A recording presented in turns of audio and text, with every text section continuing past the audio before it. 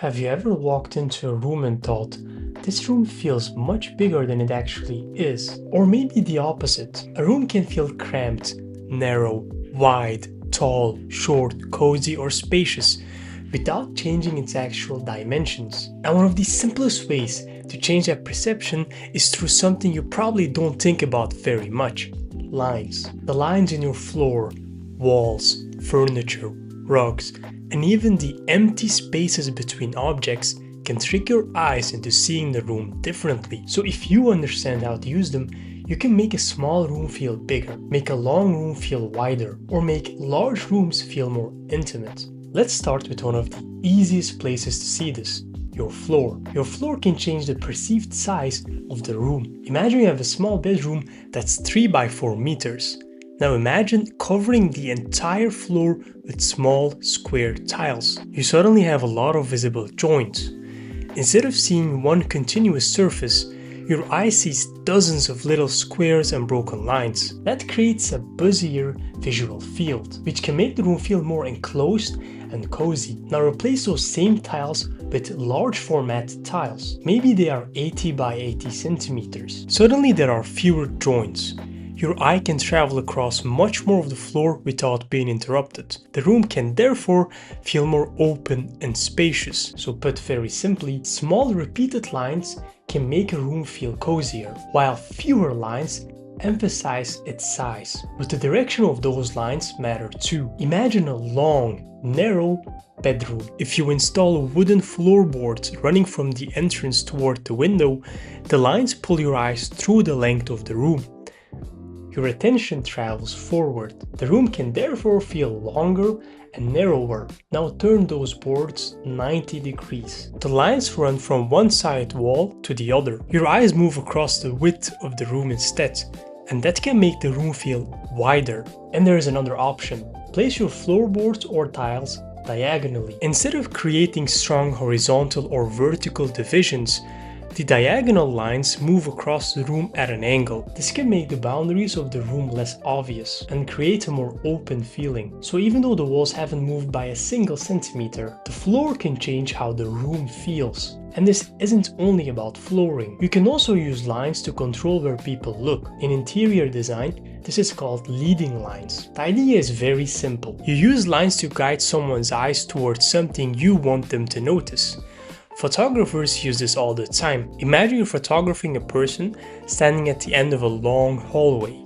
The walls, floorboards, ceiling, and even the lights can all create lines that point toward that person. Your eyes naturally follow those lines. You can do exactly the same in an interior. Imagine your bedroom has a beautiful window overlooking a garden. Instead of arranging your furniture randomly, you could position your sofa, coffee table, and rug so that their forms subtly point toward the window. Now the window becomes the visual destination. Or imagine you have a piece of artwork you really want to emphasize.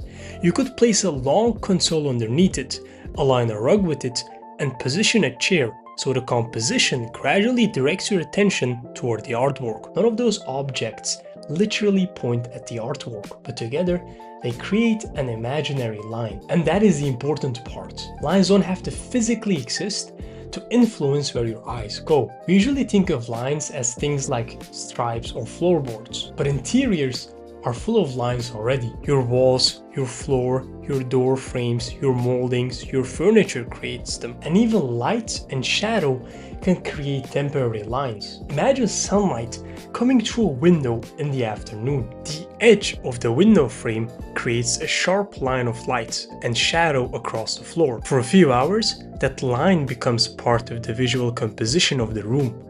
You can also create lines with empty space. Imagine 2 storage units or wardrobes facing each other with a clear path between them. That empty path creates a visual line leading from one part of the room to another. Or imagine a bedroom where the bed, nightstands, and a piece of artwork are perfectly aligned. The objects themselves aren't connected, but because they are arranged along the same axis, your eyes read them as one continuous line. This is why how you arrange the objects can become as important as the object themselves. It's also important for you to know that different types of lines have different effects. And this is where things get really interesting, because not all lines make your room feel the same. Horizontal lines, for example, make the room feel wider. Think about a wallpaper with horizontal stripes. Your eye naturally travels from left to right. So if you have a narrow room, horizontal lines can help emphasize its width. You could achieve the same effect with a long, low bookcase. Instead of having 5 tall, narrow shelves, imagine one long shelf running almost the entire length of the wall. Your eye follows the shelf horizontally. That makes the wall feel wider. But vertical lines do the exact opposite. They draw your eyes upward. Imagine a room with a low ceiling. You could use narrow vertical shelving that extends almost from the floor to the ceiling. Or wallpaper with vertical stripes also give the same effect. Your eye travels upward, emphasizing the height of the room. You could even create this effect with curtains. Instead of hanging short curtains that stop above the window, hang long curtains from near the ceiling all the way to the floor.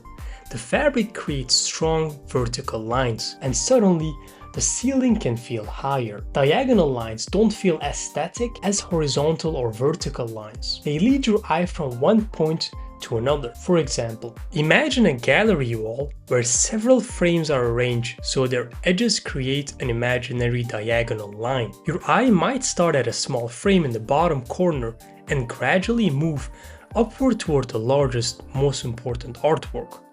The arrangement creates movement and directs attention toward the focal point. And lastly, curved lines can soften a room. If your room is filled with straight walls, rectangular furniture, square tables, and sharp corners, it can start to feel quite rigid. You could introduce curved lines to break that up. For example, things like a round coffee table, an arched mirror, a curved sofa, a circular rug, or even a doorway with an arch instead of a rectangular opening. These curves interrupt all of these straight lines around them. The room can therefore feel softer and less rigid. And a really useful fact is that you don't need to change your floor, because now maybe you're renting. Oh, I can't rip out the parquet. I can't replace the tiles. I cannot change the direction of the floorboards. That's fine, because you can create many of those same effects we talked about with a rug. Imagine your floorboards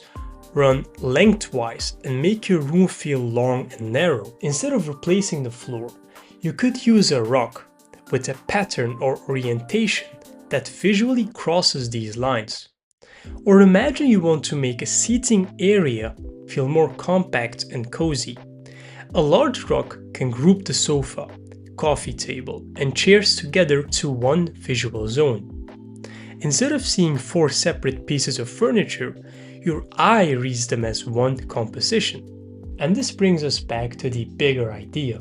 Interior design isn't only about what you put into a room, it's also about how your eyes move through it. A floorboard can pull your eyes towards a window. A bookshelf can make a wall feel wider. Vertical curtains can make the ceiling feel higher than it is. A curved mirror can soften a rigid room, and a simple rug can change the direction and hierarchy of an entire space. The dimensions of your room haven't changed, but your perception of them has, and sometimes that's all you need. If you have any video suggestions, let me know in the comments. Like, subscribe, and I'll see you on the next one.